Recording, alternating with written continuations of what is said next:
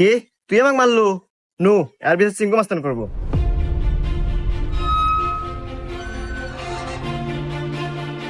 চিঙ্কু মাস্তান ও আমাকে একটা থাপড় মারছে, আর বিচার দেন।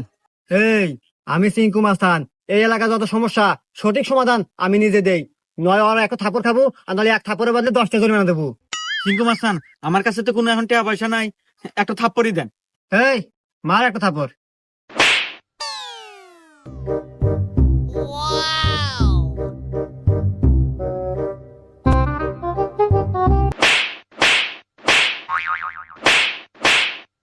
এই যে আমি এখান থেকে যাওয়ার সময় 50 টাকা পরে পাচ্ছিলাম, তো ভাবলাম যে এখানে খরচ করে দিই।